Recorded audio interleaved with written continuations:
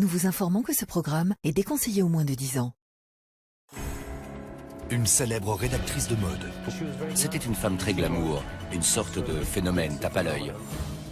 Un amour secret. Elle m'a assuré qu'elle ne pouvait pas tomber enceinte.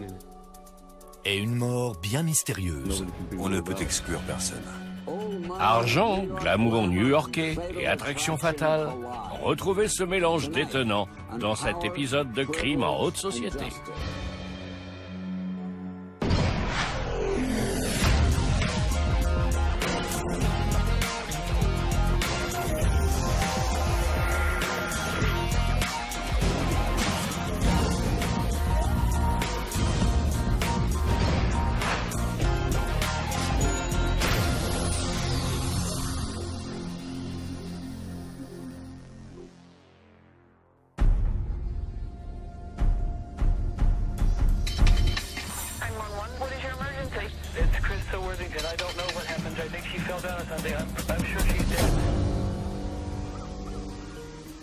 C'est la police de Truro dans le Massachusetts, près de la pointe du Cap Cod, qui prend l'appel. Tim Arnold, auteur de livres pour enfants vivant à Cap Cod, explique qu'il s'est rendu chez sa voisine, Krista Worthington, pour lui rendre une lampe torche et qu'il y a fait une macabre découverte. Et il a vu que la porte derrière avait été défoncée à coups de pied. Il est entré dans la maison et a découvert avec horreur Krista étalée par terre et à moitié nue. La petite Ava, 2 ans, est cramponnée au corps de sa mère. Il a appelé Krista. Il a dit que la fillette a levé les yeux. Il l'a prise dans ses bras et a constaté que Krista ne réagissait pas. Ne trouvant pas de téléphone dans le cottage, Tim traverse le petit bois en courant et retourne chez lui appeler les secours.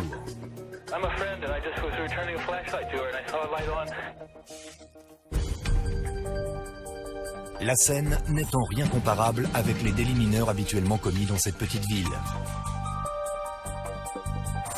L'agression était violente. C'était une scène horrible. Il y avait beaucoup de sang.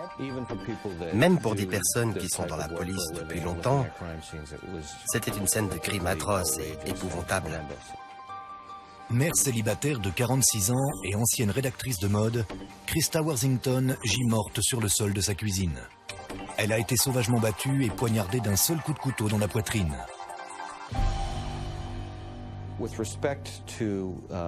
En voyant le corps, il paraissait évident qu'il s'agissait d'une agression sexuelle. D'après la police, le meurtre remonte à 48 heures. Krista se trouvait dans cette maison depuis près de 2 jours. Et sa petite fille de 2 ans est restée enfermée dans la maison avec le corps de sa mère pendant tout ce temps. Ava n'est pas blessée, mais elle est clairement traumatisée. Les empreintes digitales d'Ava ont été trouvées sur le torse de sa mère, ainsi qu'un gant de toilette. Ava a essayé d'essuyer les traces de sang sur sa mère. Quand la police est arrivée sur place, elle a dit que sa maman était sale. Elle parlait bien sûr du sang. Après avoir parlé avec elle, j'en ai conclu qu'elle n'avait rien vu du drame. Alors que le corps est transporté à la morgue, la petite ville de bord de mer fait face à son premier homicide depuis plus de 30 ans.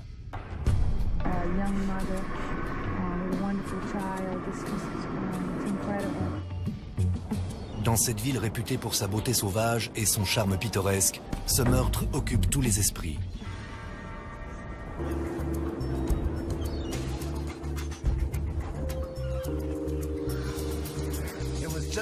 C'est exactement le genre de crime commis dans les grandes villes que les habitants de Truro espéraient fuir à grands coups de dollars. Quand j'étais petit, ma famille et moi passions nos vacances d'été dans un hôtel de Harwich. Encore aujourd'hui, j'aime aller là-bas de temps en temps. Il est difficile d'imaginer cet endroit idyllique devenir le théâtre d'un crime aussi horrible. Comment est-ce possible? Pourquoi une personne serait-elle venue à Truro, aurait pénétré dans cette maison par effraction et tué cette femme? La police du Massachusetts envoie des techniciens de scène de crime fouiller le cottage. Mais les premières personnes arrivées sur les lieux ont causé beaucoup de dégâts. Les techniciens ont dû travailler sur une scène de crime qui avait été altérée par les allées et venues d'une quinzaine de professionnels de la santé avant l'arrivée de la police. Nous vivons dans une petite ville paisible au bout de Cap Cod. Personne ne sait comment enquêter sur un meurtre ici. Malgré la contamination des lieux, les enquêteurs parviennent néanmoins à découvrir des preuves à l'extérieur de la maison. Il y avait des traces de lutte, des objets personnels de Krista, son béret, ses lunettes et ses chaussettes ont été découverts dehors. Il y avait aussi des marques menant jusqu'à la porte, comme si une personne avait été traînée, tenue sous les aisselles et ses pieds raclant le sol. Tout porte à croire que Krista a été agressée à l'extérieur, traînée à l'intérieur, puis tuée. Les enquêteurs ont trouvé un téléphone portable posé sur la table. Le numéro 9 était encore affiché. Et ils ont conclu que Krista avait essayé d'appeler la police pendant son agression. Elle devait être désespérée. Les enquêteurs ne retrouvent pas l'arme du crime. Mais ils découvrent un indice essentiel sur le corps de Krista. Grâce à la grande quantité de prélèvements d'ADN et d'analyses de sang, la police a découvert que dans les heures avoisinant celle de sa mort, Krista avait eu une relation sexuelle avec un homme. Du sperme a été retrouvé, et donc un ADN. Si l'on se réfère à l'endroit où l'ADN a été retrouvé, il était quasi évident que l'homme à qui appartenait cet ADN était également le tueur. Cet ADN peut constituer un indice très précieux, permettant d'identifier le meurtrier de Krista, ou au moins l'un des derniers hommes à l'avoir vu. Mais il n'est d'aucune utilité tant que la police n'interpelle pas de suspect. Quand un meurtre se produit sans témoin,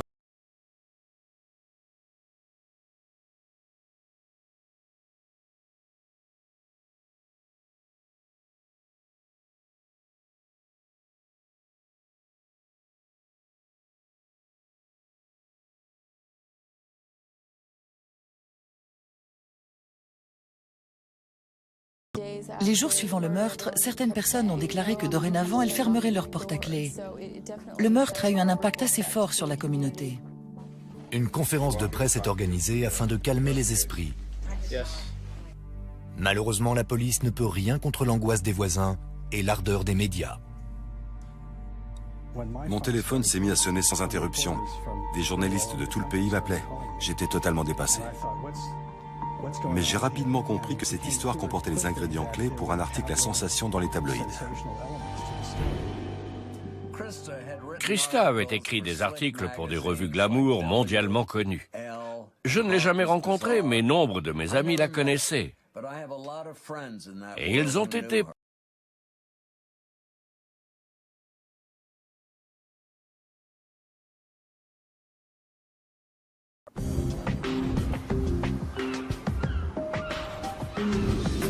Une semaine après la découverte du cadavre de Krista Worthington dans sa maison de Cap Cod, sa famille et ses amis se réunissent pour une messe du souvenir. C'était un rassemblement très triste. Personne ne savait vraiment comment réagir. Ce drame nous semblait tellement inconcevable. Les amis se souviennent d'une femme qui avait tout pour elle. Elle était d'une bonne humeur inconditionnelle. La vie qu'elle menait la comblait parfaitement. Elle ne pouvait pas être plus heureuse. Au dire de tous, elle était bénie des dieux. Elle avait un travail très glamour qui lui avait permis de beaucoup voyager. À Paris, New York. Elle avait eu de nombreuses conquêtes. Mais Krista cherchait constamment à atteindre quelque chose hors de portée. Elle déménage à Truro seulement 4 ans avant son meurtre. On est bien loin de la Côte d'Azur, mais là-bas, dans son cottage au milieu des dunes, elle trouve la sérénité. Elle adorait Truro. Cette ville occupait une place centrale dans son cœur. C'était son foyer, ses racines. Des proches vivent à proximité, et tout le monde en ville l'appelle par son prénom. On peut dire que c'était la terre de ses ancêtres. Il y a même des rues qui portent le nom de Worthington.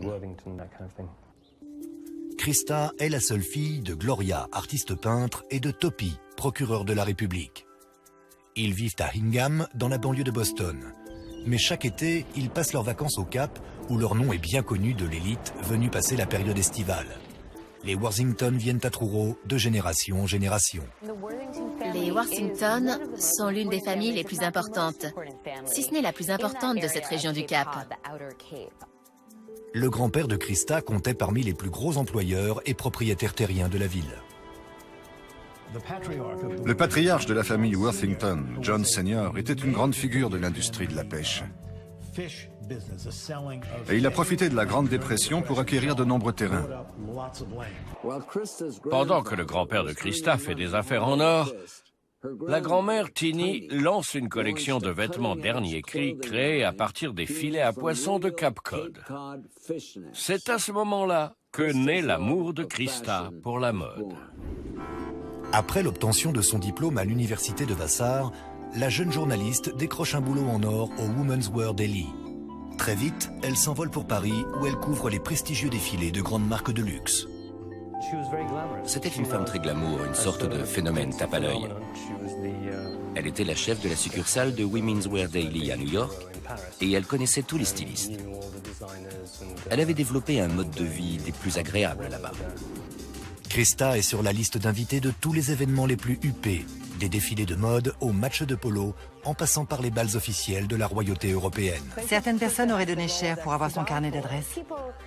Les plus grandes stars de l'époque discutaient avec elle au téléphone. Son métier l'a fait voyager entre Londres et Manhattan, où le champagne coule à flot. C'était l'époque du feuilleton Dynasty, ce qui explique pourquoi tout était surdimensionné, tape à l'œil et glamour. Les grosses fortunes dépensaient leur argent sans compter, comme au Studio 54 par exemple. C'était de la folie, un univers particulièrement grisant. Christa fréquente peut-être des célébrités, mais elle n'en garde pas moins une certaine liberté d'esprit. Le dressing room est rempli de tenues de grands couturiers, elle s'habille le plus souvent en jean et avec des vêtements dénichés dans des friperies. Ceux qui la connaissaient bien l'imaginaient plus facilement en jean ou en pull ou en t-shirt, avec les cheveux en bataille parce qu'elle était toujours pressée et n'avait pas le temps de se faire belle. Par contre, quand elle sortait pour les affaires, elle se préparait. Mais ce n'était pas la vraie Christa. Alors que Christa approche de la quarantaine, son quotidien à 100 à l'heure perd de son intérêt. Elle aspire à une vie plus substantielle. Elle remettait son mode de vie en question et réfléchissait à ce qui était vraiment important à ses yeux. Elle dit à ses amis qu'elle souhaite fonder une famille. Je crois qu'un jour, elle a réalisé qu'elle avait passé sa vie entière à profiter des plaisirs en tout genre, en mettant de côté son rêve de devenir mère. Et c'est à ce moment-là qu'elle s'est un peu affolée. Mais plus elle pense à l'idée d'avoir un enfant, plus elle envisage de vivre cette expérience seule. Christa était devenue membre d'une association regroupant des mères célibataires par choix. Elle songeait à avoir recours à l'insémination artificielle pour avoir son enfant. Elle avait même rapporté chez elle des biographies de donneurs de sperme et des cassettes audio avec les voix de ces derniers. Mais deux nouvelles vont faire basculer sa vie. Tout d'abord, les médecins lui annoncent qu'elle est stérile. Ensuite, elle apprend que sa mère souffre d'un cancer. Christa retourne en Nouvelle-Angleterre pour se rapprocher de sa mère. Elle finit par emménager à West Wind. Le cottage familial à Truro devient rapidement sa résidence principale.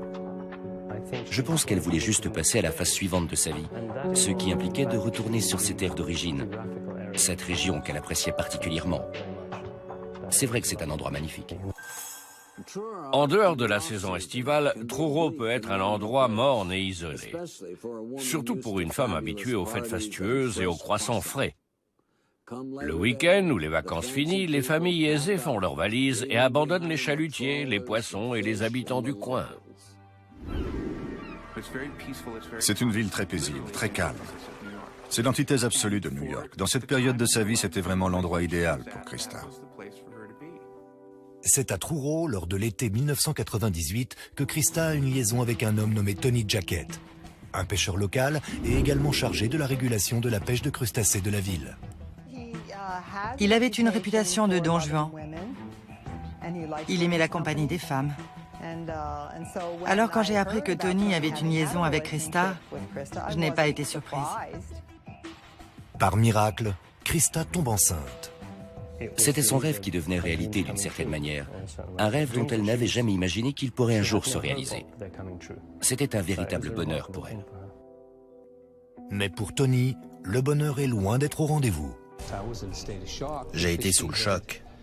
Krista m'avait assuré qu'elle ne pouvait pas tomber enceinte. Et à l'annonce de la nouvelle, je me suis dit que c'était le début de gros ennuis. Krista est sur un petit nuage.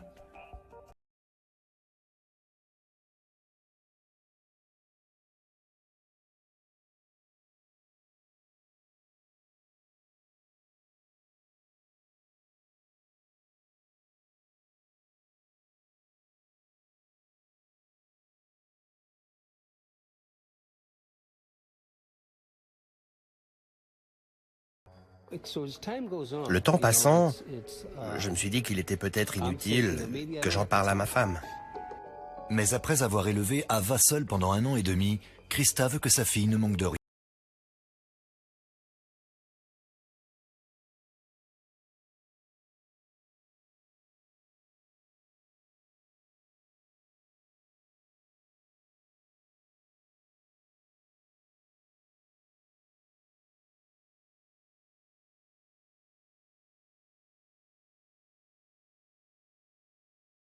Le mariage résiste, et au final, Ava est même la bienvenue dans la famille Jacket. Pendant 1 an, on a agi dans le meilleur intérêt d'Ava, parce que c'était ce que Krista désirait. On se disait que tout allait pour le mieux, ce qui était vrai. Elle avait refusé de prendre une assurance maladie, du coup je lui avais fait bénéficier de la mienne.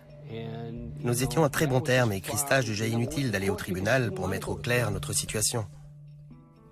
Les enquêteurs se demandent à présent si Jacket ne nourrit pas quelques ressentiments à l'égard de Krista pour tous les ennuis qu'elle lui a causés. Et quand ils découvrent que la petite Ava hérite d'1 million de dollars, la suspicion augmente. D'après les apparences, il avait un mobile. La fillette avait hérité d'une importante succession. Étant le père de la fillette, de lourds soupçons pesaient sur lui. La police interroge Jacket, mais il nie catégoriquement être impliqué dans le meurtre. Did you kill Krista? I can't imagine anybody asking me that, and my answer is going to be, of course not. And I hadn't been anywhere near her house. Les anciennes conquêtes sont généralement en haut de la liste des suspects, mais Tony est le seul ancien amant dans les parages. Les policiers s'intéressent aussi à un autre homme qui avait accès au cottage de Krista et à sa chambre. Tandis que la police continue d'enquêter sur Tony Jacket, le père du bébé de Krista Worthington, un autre suspect fait son apparition. Comme l'apprend bientôt la police, Tim Arnold, l'homme qui a découvert le corps de Krista et prévenu les secours, a été bien plus qu'un simple voisin. Tim Arnold est un homme intéressant. Il est illustrateur et il écrit des livres pour enfants. Il vit juste derrière le cottage de Krista et pouvait y accéder par le porche arrière de sa maison. C'est pendant l'hiver, alors qu'elle vivait avec sa fille Ava, qu'ils sont devenus amis. Puis, quelque temps plus tard, amants. Ils se fréquentent pendant près d'1 an suite à la liaison de Krista et Tony. Ils vivent même ensemble durant 4 mois dans le cottage Westwind. Pendant cette période, Arnold s'est beaucoup rapproché d'Ava. Il était très attaché à Ava. Certains diraient même trop attaché. Mais au bout d'1 an, Krista met un terme à leur relation. C'était un homme qui avait besoin de beaucoup d'attention. Au début, ils se sont aidés l'un l'autre. Mais ensuite, je crois qu'il était un peu trop étouffant. C'est pourquoi elle lui a demandé de partir. Arnold est dévasté. J'ai longuement appris à connaître Tim, et cette rupture l'a vraiment perturbé. 2 écrivains trouvant l'amour sur leur pas de porte. Ça a sans doute été le bonheur au départ. Quand une romance en est à ses balbutiements, avoir son amant vivant dans la même rue peut se révéler fantastique. Mais quand la routine s'installe, ça peut être une torture. Les enquêteurs doivent déterminer si la situation a pu pousser Tim au meurtre. Ce qui est indéniable, c'est que Krista a rejeté Tim. Alors a été émise l'hypothèse que l'amant dédaigné est entré dans une colère noire, qu'il a perdu contrôle, a frappé son ex-amante et l'a tuée d'un coup de couteau. L'explication que Tim donne quant à la découverte du corps soulève des interrogations.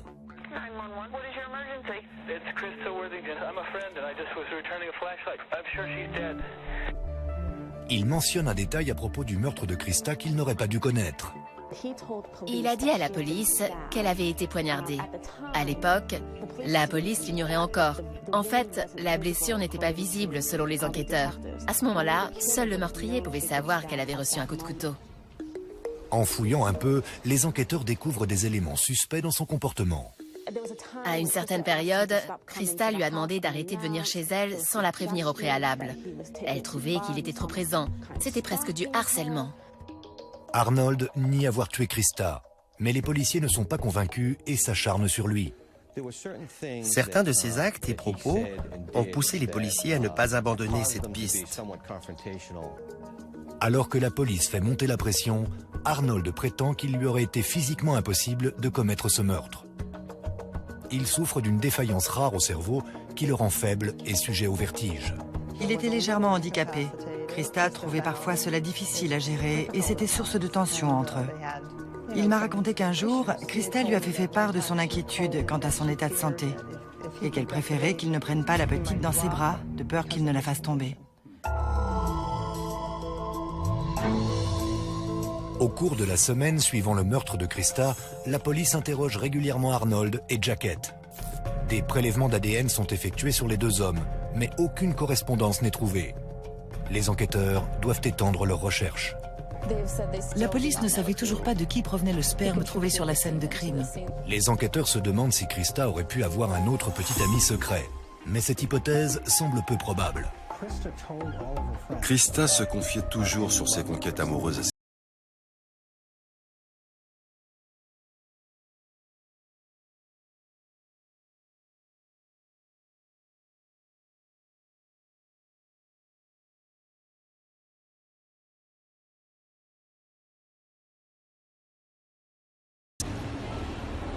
Au cours des entretiens avec la famille et les amis, la police met au jour des secrets sur la famille de Krista.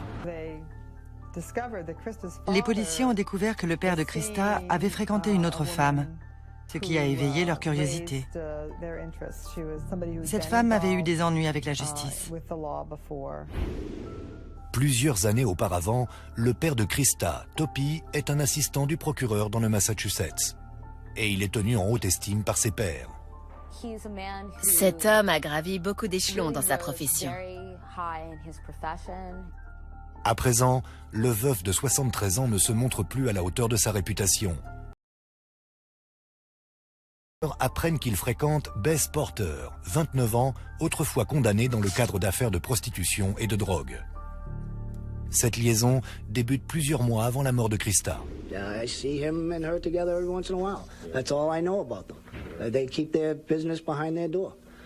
On avait l'impression qu'il était son vieux protecteur. C'était un nouveau rebondissement dans cette affaire qui réunissait beaucoup de personnages très intéressants et comportait de nombreuses surprises. Cette révélation embarrasse beaucoup les Worthington. Dont la réputation n'est plus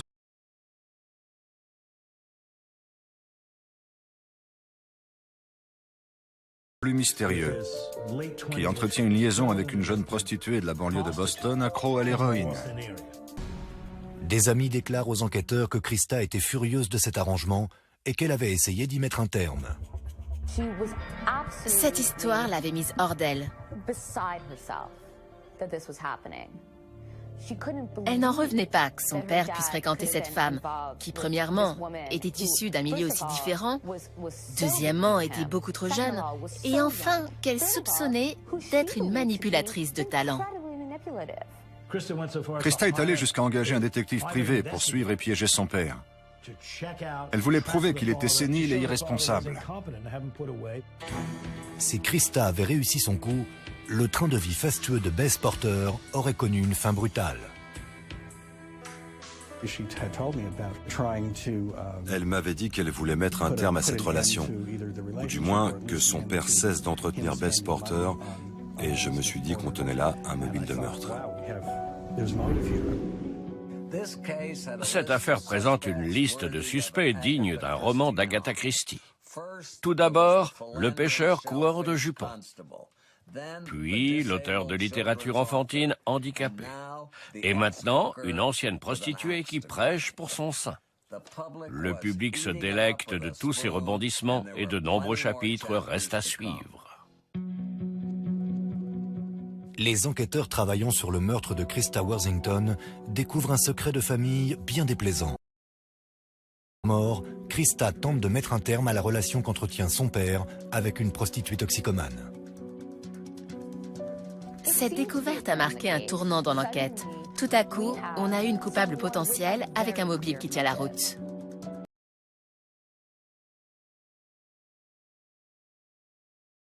Pour interroger Porter et l'un de ses amis, Edward Hall. Tous deux nient avoir joué un quelconque rôle dans ce meurtre. La police enquête longuement sur Porter et Hall. Comme souligné dans les rapports de police, il y a eu des discussions relatives au fait que Toppy avait coupé les vivres à Beth, sous la pression de sa fille Christa. Mais la police ne procède à aucune arrestation. Les autorités recentrent leurs investigations sur la région de Truro. Plusieurs semaines après le meurtre, la police interroge le gendre de Tony Jackett, Keith Amato. Il connaissait Christa et avait déjà utilisé au moins une fois la douche extérieure de la maison.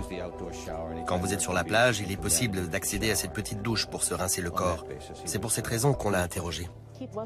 Keith a été convoqué au poste de police où on lui a posé de nombreuses questions. Les policiers ont tapé du poing sur la table. Keith s'est mis à transpirer et est devenu très nerveux, car il avait réalisé qu'il ne s'agissait pas d'une banale conversation amicale avec la police. Mais son ADN ne correspond pas non plus et les enquêteurs sont de retour à la case départ.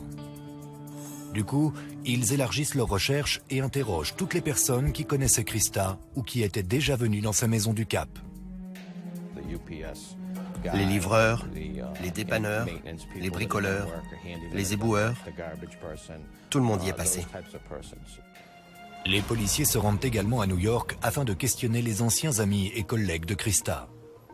Ils m'ont interrogé, et ma femme aussi. Ils ont parlé à 3 ou 4 autres personnes de ma connaissance, et sans doute à beaucoup d'autres que je ne connais pas. D'après moi, s'ils sont venus jusqu'ici, c'est parce qu'ils étaient dans l'impasse. L'affaire était en train de leur échapper. La famille et les amis de Christa ont promis une récompense de 25 000 $ dans l'espoir que certaines personnes sortiraient de leur silence et apporteraient leur témoignage. Mais cette tentative est un échec. 1 an après la mort de Christa, son héritage est toujours bloqué et l'affaire est au point mort. Et pour ajouter au fardeau de la famille, une bataille juridique pour la garde de la fille de Christa, Ava, éclate. Dans son testament, Christa confie la garde de sa fille, Ava, à une amie de longue date, Myra Chase. I have 3 sons and a daughter, and lots of friends, and so she's basically in a house full of children, and she's doing well. Mais Tony Jackett, le père biologique de la fillette, veut en avoir la garde. If anything, she one day know that we loved her enough to come here and fight for her. Mais le juge rejette sa demande après que le procureur de la République a refusé de l'écarter de la liste des suspects. Non seulement on me refuse la garde de ma fille, mais en plus, avec tout le tapage médiatique, je deviens le suspect numéro 1. 1 an et demi après le meurtre de Christa, le feuilleton policier continue de faire les gros titres. Un livre relatant l'histoire est publié et devient rapidement un best-seller. L'histoire de la mort choquante de Christa touche la corde sensible de nombreux Américains. C'est une histoire humaine incroyablement complexe. Fermement décidée à résoudre l'affaire, la police fait appel à l'unité de sciences du comportement du FBI afin d'établir un profil du meurtrier. D'après les analyses de la scène de crime, le FBI conclut que le meurtrier vit probablement aux alentours. Le meurtrier est un habitant de la région. Ce n'est pas un étranger, il est donc toujours dans les parages. Cap Cod vit désormais au rythme de ce meurtre non résolu et l'attention est grande. Depuis que la famille Kennedy a établi sa résidence de villégiature à Hyannisport, le Cap a toujours été un havre de paix pour les grandes fortunes. À présent, tout le monde suspecte son voisin.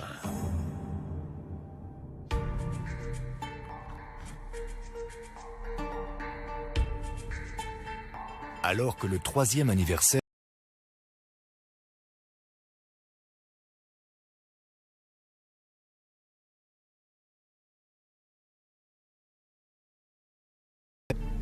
largely as a result of a recent analysis of the case in conjunction with the FBI. The hurdle in this investigation has been the identification of that unknown DNA profile. We feel confident that the Truro community can assist us in identifying who that person is. La police décide donc de resserrer l'étau autour de Truro en lançant une opération coup de filet. Le bureau du procureur avait exigé qu'un échantillon d'ADN soit prélevé sur tous les hommes vivant à Truro pour procéder à une comparaison avec l'ADN retrouvé sur le corps. La police descend dans les rues principales de Truro, demandant à chaque homme de se prêter à un prélèvement salivaire. Ils ont demandé aux hommes présents à la station-service, à l'épicerie, à la supérette, au magasin de vins et spiritueux et à la décharge de la ville de se soumettre au test ADN. Si certains hommes acceptent sans rechigner,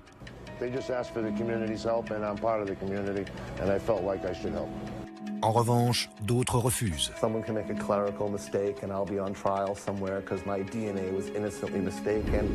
Plus de 75 échantillons sont prélevés le premier jour, mais la stratégie est controversée. L'Union américaine pour les libertés civiles fait entendre son mécontentement, surtout lorsque les enquêteurs avouent prêter grande attention à la réaction des hommes face à cette demande. Si vous refusiez de donner votre ADN, la police prélevait votre plaque d'immatriculation et ajoutait votre nom à une liste noire. Le petit ratissage de la police d'État provoque une véritable tempête de controverses.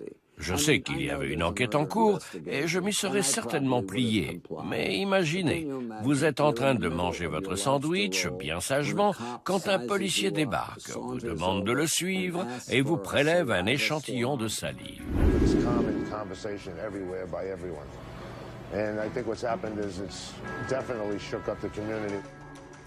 Pour beaucoup, l'enquête semble ne mener nulle part. Certains pensaient que la police y était mal prise, au point de devoir procéder à des méthodes hors normes pour trouver le meurtrier de Krista. Beaucoup craignent que ce désespoir ne mène l'enquête dans une mauvaise direction. Un certain courant d'opinion soulevé par le prélèvement salivaire prétendait que la police allait monter un coup contre quelqu'un. Parce qu'il fallait trouver un coupable. Cap Cod est connu pour la pêche et la police espérait la grosse prise en lançant ses filets au hasard. Ces inquiétudes sont renforcées par des rapports mentionnant que la police a tenté de soutirer des aveux au premier suspect. Ils ont exercé une grosse pression sur Tim Arnold. Idem pour Keith Amato, le gendre de Tony Jacket. D'après lui, il aurait été traité de nom d'oiseau et les policiers l'auraient même accusé d'avoir des rapports sexuels avec des hommes. Mais la police défend ses méthodes d'interrogatoire et les prélèvements d'ADN sous prétexte que ce procédé a déjà fonctionné par le passé. Ville d'Angleterre et avait permis d'interpeller l'auteur d'un viol. Nous n'étions pas sûrs à 100% que ça fonctionnerait, mais ça valait le coup d'essayer. Les habitants de Truro ignorent tout de la lenteur de l'enquête. Mais à cause de ses faibles moyens, le laboratoire ne peut en tester qu'un nombre infime. Le procureur a fini par admettre que les techniciens avaient pris beaucoup de retard. Ils étaient en sous-effectif, les moyens étaient insuffisants, mais ils faisaient de leur mieux. Alors que les techniciens de scène de crime de Cap Cod procèdent au hasard à des tests d'ADN et progressent lentement, il va se révéler que le tueur était juste sous leur nez. Apparemment, la justice à Truro n'est pas un modèle de rapidité ou d'efficacité.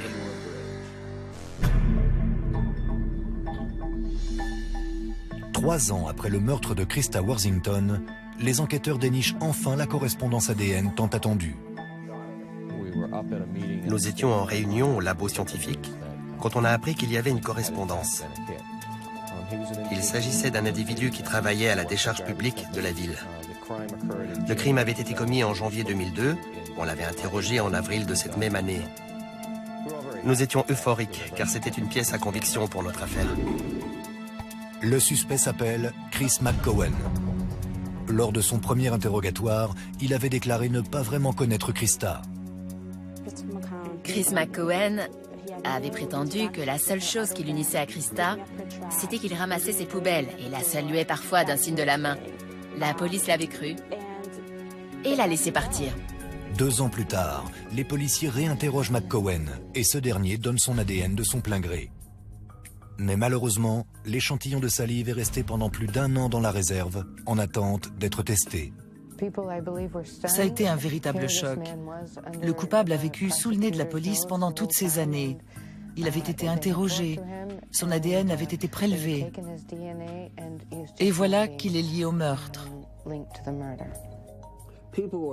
L'opinion publique s'indigne devant cette incompétence criante. Pendant que la police perd du temps à prélever l'ADN d'innocents, le véritable suspect déambule sous leurs yeux pendant 3 longues années.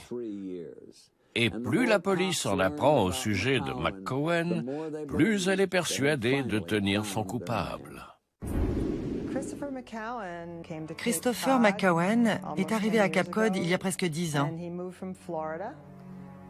Avant, il vivait en Floride, où il avait eu quelques ennuis avec la justice et avait passé quelque temps derrière les barreaux. Son casier judiciaire contient une condamnation pour vol qualifié, coups et blessures et voies de fait. Et même après son emménagement au Cap dans les années 1990, il s'attire de nouveaux ennuis. Il a eu plusieurs petites amies, et une majorité d'entre elles avaient demandé une ordonnance restrictive contre lui, suite à des plaintes pour violence. Des policiers armés font irruption dans la maison décrépite que loue McCowan. Last night at approximately 7:15 p.m., detectives from the Massachusetts State Police Detective Unit arrested Christopher A. McCowan, age 33, for the 2002 murder of Christa A. Worthington. Les détectives interrogent McCowan pendant 6 heures. Au début, l'accusé maintient sa version des faits et prétend qu'il ne connaissait pas Christa. Mais quand on lui annonce que son ADN a été retrouvé sur les lieux, McCowan change de disque. Il a déclaré à la police qu'il avait eu une liaison avec Christa. Il admet également qu'il était présent chez Christa au moment où elle a été tuée. Mais il nie être l'auteur du meurtre. Ce serait l'un de ses amis, Jeremy Fraser, le véritable coupable. Dans cette histoire bourrée d'incohérences, McCowan explique que Fraser et lui se sont rendus chez Christa après une soirée alcoolisée dans l'espoir d'avoir des rapports sexuels. McCowan raconte à la police que Christa l'a fait rentrer chez elle, ainsi que Jeremy Fraser. McCowan poursuit en expliquant que Christa et lui ont un rapport consenti, mais que les choses tournent mal lorsque Christa surprend Fraser à fouiller dans son sac à main. Selon McCowan, les 2 hommes quittent ensuite la maison, mais Christa les suit à l'extérieur.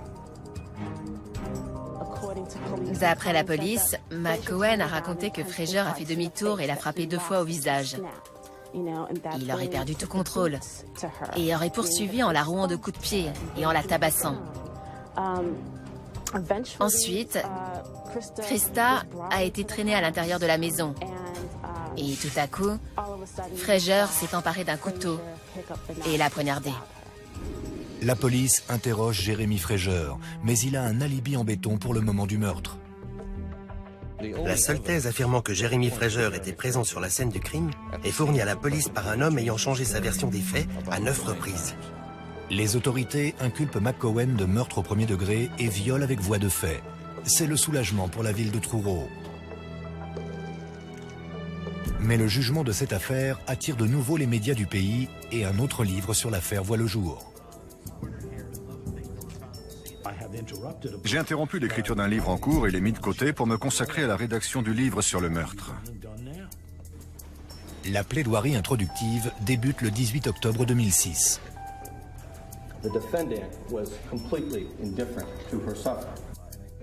L'accusation présente une affaire au jury basée sur 2 preuves. l'échantillon d'ADN et l'interrogatoire de McCowen que la police considère comme un aveu. He's asked at one point in the interview, what would you say if Jeremy Fraser was someplace else at the time of the crime? And he says, then it's all, he throws his hands up in the air and says, then it's all on me.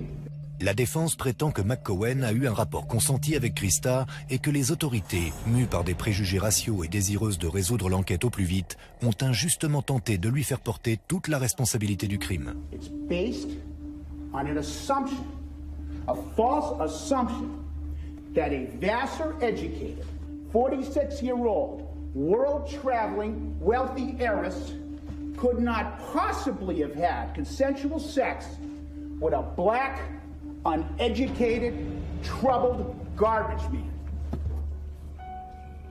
That's what it's based on. Après 3 semaines de procès, le jury s'engage dans une délibération complexe sur fond de problèmes raciaux. Mais aucun verdict ne tombe.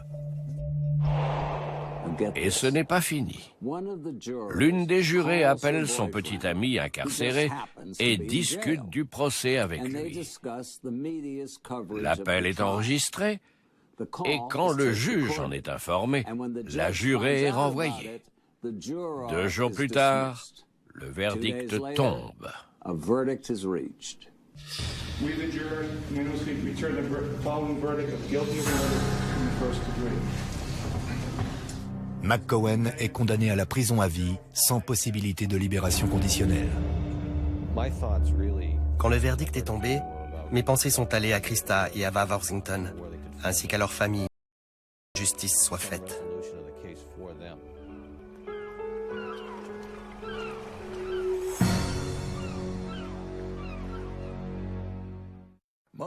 Beaucoup considèrent le meurtre de Christa Worthington comme une affaire classée.